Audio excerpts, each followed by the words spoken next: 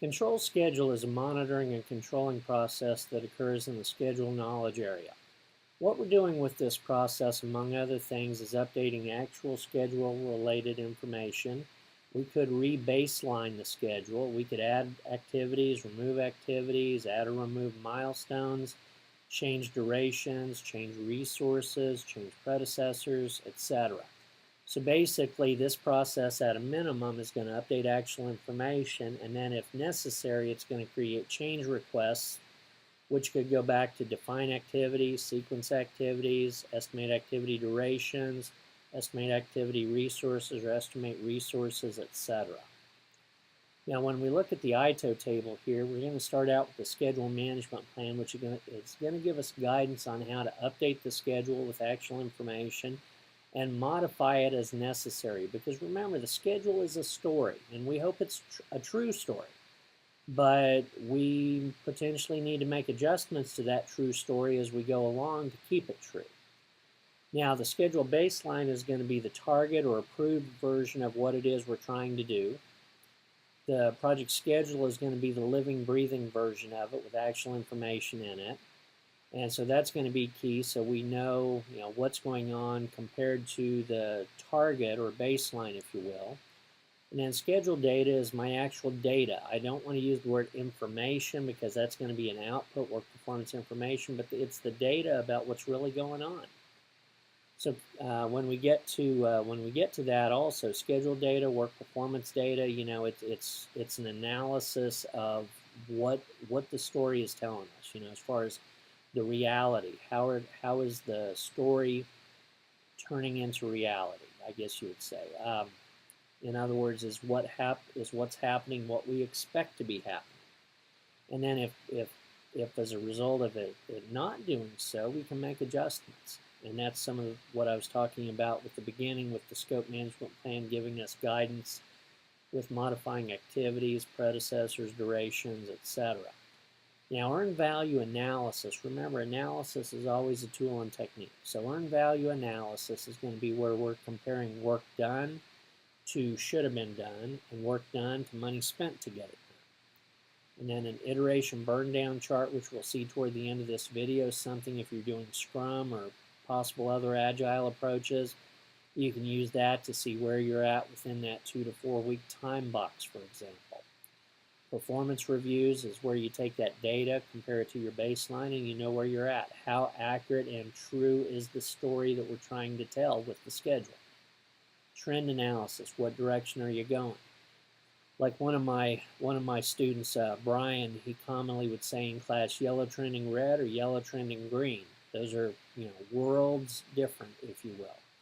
Because yellow's not good, but yellow trending green means you're going in the right direction.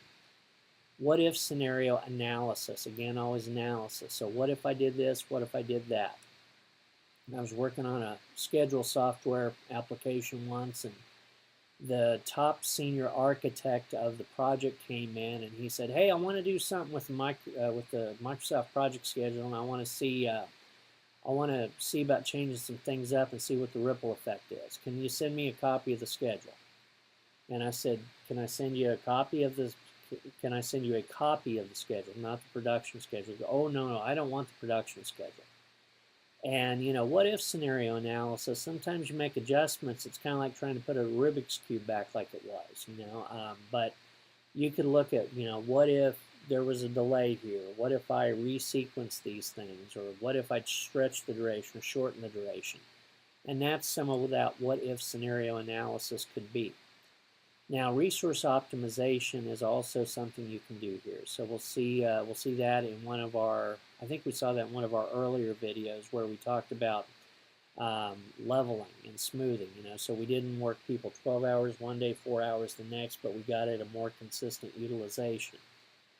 And then leads and lags could occur. So you might put the schedule in place, and then you might see I need to accelerate something, or I need to delay something, or like I was doing a project once for an electronics retailer that was nationwide, and about the second week of November, they said, "You're not done. We didn't expect you to be done, but you're going to have a delay until the second week of January."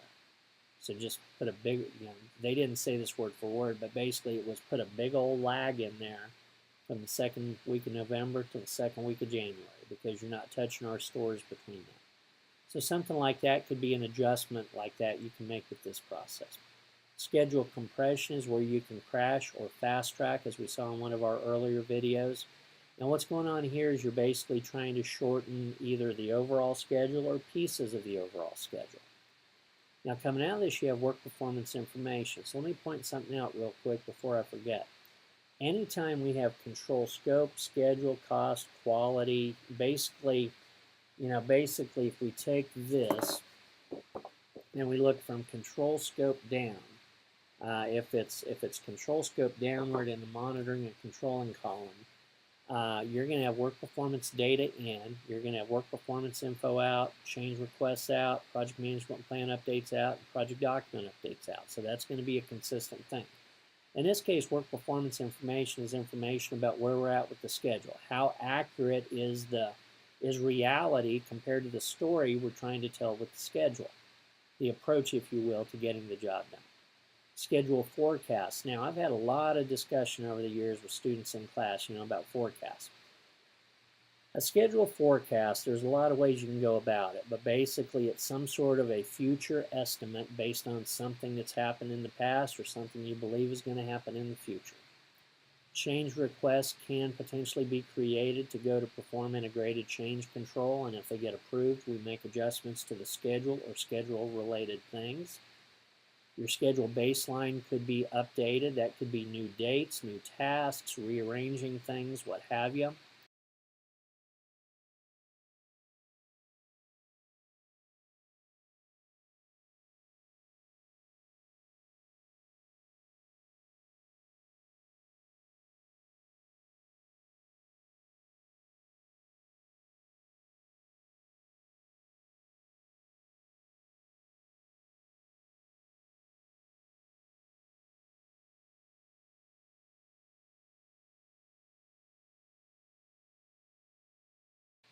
Situational question and real-world application. Failure to effectively perform the control schedule process can result in the existence of multiple schedule versions, all different and all official, and the communication of outdated schedule information. Now this is the iteration burn down chart we spoke about earlier in the video. So we can see here, for example, in the Scrum world, we commonly estimate things in points, not dollars, not hours. And so in this case, we basically are forecasting 30 days out. So the team, it looks like, has committed to, in the Scrum world, if you haven't been exposed to it, that's part of how the process works, is the team, based on their velocity, the cadence or rhythm that they can do work. In this case, they've committed to 60 points of work in the next 30 days, so a 4-week time box. So the green line represents the rate at which they expect to be getting work done by points. In other words, it's declining. In other words, they should be getting so many points done every day, approximately 2 points average. And the blue line would represent reality. And so starting out, they're maybe a bit ahead of themselves. Around day 10, day 8 to 10, there starts to be a bit of a delay because they're not getting work done at the rate that they should, that green line is dropping at. And then around day 15, it looks like maybe a little bit before that, something all of a sudden gets kick-started and they start getting work done faster than expected.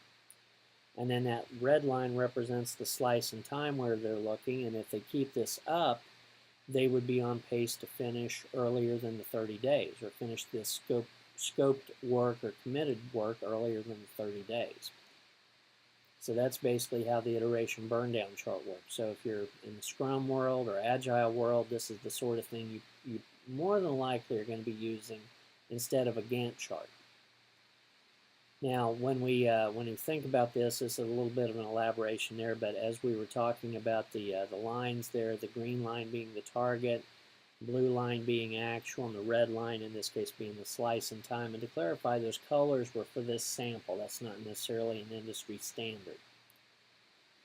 Now we have some formulas. So we've had some knowledge areas where in the formula section we were able to say thank you PMI gods. We were kind of low in formulas or didn't have any formulas. This is not one of those topics.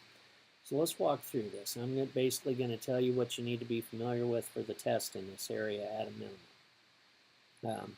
Not that you would see it on the test, but it would be good to be familiar with should it show up. So standard deviation is P minus O divided by 6. Pessimistic minus optimistic divided by 6. Now, when I had stats class in grad school, they gave me way more data points than this to calculate the standard deviation. You're not going to get that if I were a betting person. Now, you could get a big, medium, and small number like we see with PERT toward the bottom of this table. If you were asked standard deviation or variance and they gave you a middle number as well, the middle number is a distractor because you don't need it. You just need big and small. Medium doesn't fit with standard deviation or variance. Now, the variance is the standard deviation squared. So if you remember alphabetical, S then V, standard then variance. So you just take your standard deviation, multiply it by itself, that's your variance. Now, weighted average is a PERT estimate. So we have a big number, which is a worst case, a medium number, which is a realistic or most likely, and a small number, which is best case. We give a weight of 4 to the most likely, sometimes called realistic number, and then we divide the whole thing by 6. So P plus O plus 4 times M divided by 6. Now, the next thing we have is just a simple average. Big, medium, and small number, add them together, divide by 3. Simple average. From there, we have pessimistic, which is the biggest or worst case estimate. We have optimistic, which is the best case estimate. We have most likely, which is the middle number, typically. And it could be R instead of M, R for realistic. Now, slack is our next calculation here. Slack basically is the difference between early start and finish, or early start and finish, no. Early start and late start. Don't do a Freudian slip like I just did. So early start and late start, or early finish and late finish. So when you have your activity box, it's either subtracting the left side from itself or the right side from itself. So to clarify, if you subtract the left corners and you have a difference of 2, you should be able to subtract the right corners and have a difference of 2.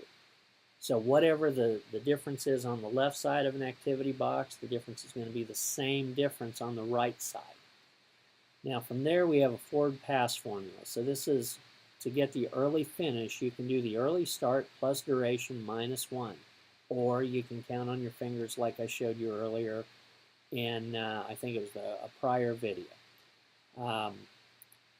Early start is just it's a date that's provided. Late finish, same sort of thing. It's a date that's provided. So early start, early finish, late start. These are things that could be provided, or you might have to calculate them with these formulas, or you could get them by counting on your fingers. And then the backward pass formula, late start equals late finish minus duration plus 1. But again, if you're counting on your fingers, those are 2 less formulas you have to be familiar with as it relates to the test. And then in reality, you go back to work. Your scheduling software is going to show you this information with the right view without you having to calculate it.